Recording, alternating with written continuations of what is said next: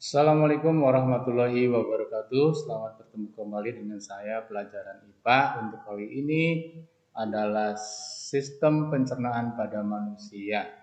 Anak-anak, sebelum kita mulai, marilah kita bersama-sama berdoa terlebih dahulu. Berdoa dimulai.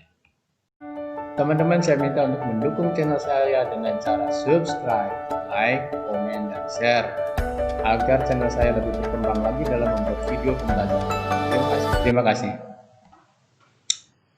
Baik, kita mulai bahwa pada sistem pencernaan manusia ini kita bagi menjadi 3 subbagian. Yang pertama adalah nutrisi, yang kedua adalah struktur dan fungsi sistem pencernaan, yang ketiga adalah gangguan pada sistem pencernaan dan upaya menjaga sistem pencernaan manusia. Kita mulai yang pertama yaitu nutrisi. Nutrisi ini sebenarnya sudah kita pernah bahas pada saat kalian duduk di kelas 7 ya, yaitu tentang energi. Nutrisi sudah dibahas, tapi kita akan bahas sedikit lagi untuk ulas dan mengingatkan kembali hal-hal yang berkaitan dengan nutrisi. Yang pertama, jika kalian pernah melihat atau pernah punya sepeda motor, maka yang diisikan kepada tank bensinnya apa? Atau makanannya apa motor itu, atau bahan bakarnya apa sepeda motor itu. Saya yakin dari kalian semua sudah banyak yang tahu, bahkan sudah pernah naik motor. Satu, nih ada yang menjawabnya bensin, betul. Jadi bensin adalah bahan bakar atau makanannya sepeda motor untuk menghasilkan energi bagi motor itu bisa berlari. Atau ada yang mengisi dengan pertalite, atau ada yang mengisi dengan pertamax dan lain sebagainya. Ini semuanya adalah bahan bakar yang diperlukan bagi sepeda motor, mobil atau kendaraan bermotor.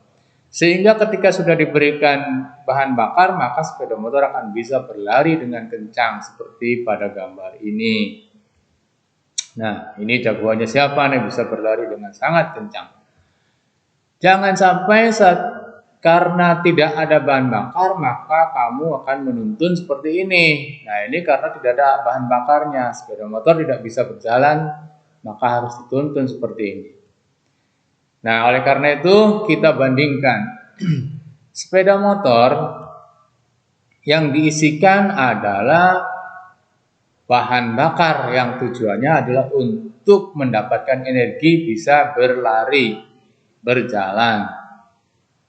Nah, satuannya adalah liter. Yang diisikan itu berapa liter masuk ke dalam tangkinya, itu adalah liter. Tetapi karena manusia bahan bakarnya adalah bahan makanan. Ada 5 jenis bahan makanan. Yang pertama bahan makanan pokok, 2 lauk pauk, 3 buah-buahan, 4 sayur-sayuran, 5 susu. Nah, kita akan bicara fungsi bahan makanan bagi manusia. Tidak seperti sepeda motor, bahan bakarnya untuk energi, tetapi untuk makanan tidak hanya sebagai energi. Satu, bahan makanan itu untuk sumber energi. Bahan makanan yang mana yang menjadi sumber energi? Yaitu adalah bahan makanan pokok. Di sini ada nasi, jagung, umbi, sagu, dan lain sebagainya. Nah, jadi bahan makanan pokok adalah penghasil karbohidrat. Penghasil karbohidrat adalah penghasil energi yang utama bagi tubuh. Apakah hanya untuk energi makanan bagi manusia? Tidak. Yang kedua, untuk membangun dan memperbaiki sel-sel yang rusak. Manusia dibangun oleh sel-sel sebagai unit terkecil yang dapat hidup. Dia tumbuh menjadi besar sehingga makhluk hidup menjadi tinggi dan besar. Maka sel-selnya harus dibangun. Berasal dari apa? Yaitu dari bahan makanannya adalah dari lauk pauk. Ada ayam, daging, tempe, ikan, telur, keju, dan lain sebagainya. Ini adalah sumber lauk pauk. Nah, lauk pauk itu adalah penghasil protein. Jadi protein berfungsi sebagai pembangun dan memperbaiki sel-sel yang rusak. Karbohidrat berfungsi untuk menghasilkan energi.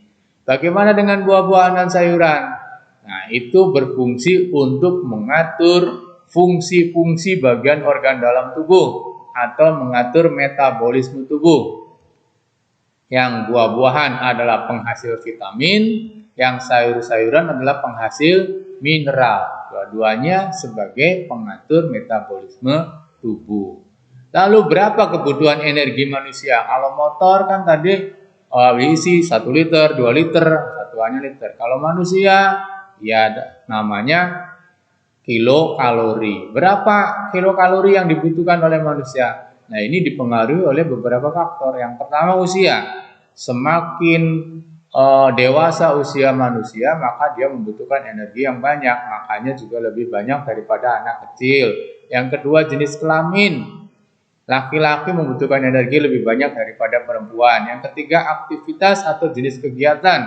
Berlari membutuhkan energi lebih banyak daripada orang yang duduk saja.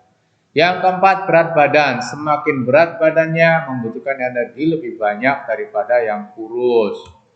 Suhu lingkungan. Semakin dingin suhu lingkungannya membutuhkan energi yang lebih banyak. Misalnya di kutub utara itu energinya besar karena itu dingin sekali. Nah, ini jumlah kalori yang dibutuhkan pada beberapa aktivitas. Berjalan naik tangga 1100 kilokalori, berlari, berenang, latihan berat, berjalan-jalan, istirahat saja pun membutuhkan energi walaupun sedikit nih, yaitu 100 kilokalori. Jadi semua aktivitas membutuhkan kalori tergantung pada ringan, sedang atau berat. Nah, ini diperlukan keseimbangan kalori supaya berat badan kita, tinggi badan kita menjadi ideal. Normal atau seimbang jika antara yang masuk dan yang dikeluarkan itu sama. Jadi kalau kita makannya banyak, yang dikeluarkan aktivitasnya juga banyak, itu namanya seimbang. Jangan sampai nanti menjadi kurus, yaitu jika masuk atau makanannya sedikit, tapi yang dikeluarkannya banyak atau kegiatannya banyak. Maka ini tidak seimbang. Tubuh kita lama-kelamaan akan menjadi kurus karena kekurangan kalori yang masuk ke dalam tubuh. Yang ketiga, gemuk, yaitu jika yang masuk lebih banyak daripada yang dikeluarkan. Jadi makannya lebih banyak tapi aktivitas tubuhnya sedikit, maka lama-kelamaan akan menjadi gemuk. Jadi yang perlu kita perhatikan adalah keseimbangan. Seimbang antara yang masuk dengan kegiatan yang kita lakukan. Lalu bagaimana menghitung supaya seimbang? Ini ada namanya BBI, berat badan ideal. Berapa berat badan idealnya kita itu?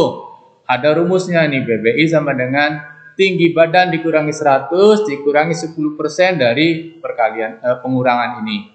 Contoh, jika kamu tinggi badannya 150 dikurangi 100 maka hasilnya 50. Dikurangi 10% dari 50 adalah 5. Jadi berat badannya minimal 45 kg. Jadi jika tinggi badan kamu 150 cm, maka berat badannya harus 45 kg. Itu namanya ideal. Silakan dihitung sendiri berapa tingginya, berapa beratnya. Ini menggunakan rumus ini, berat badan ideal. Kalau sudah berat badannya ideal, maka kebutuhan kalorinya tinggal dikali. Laki-laki itu dikali 30 kilokalori. Nih, pada buku kamu sudah disebutkan nih, pada kadar normal tubuh menggunakan sekitar 30 kilokalori. Rata-rata seginilah laki-laki perempuan. Kalau di sini dibedakan laki-laki dan perempuan ya. Kalau laki-laki 30, perempuannya 25, sekitar 1350. Kalau di buku ini sekitar 3500 kilokalori untuk ada sisanya.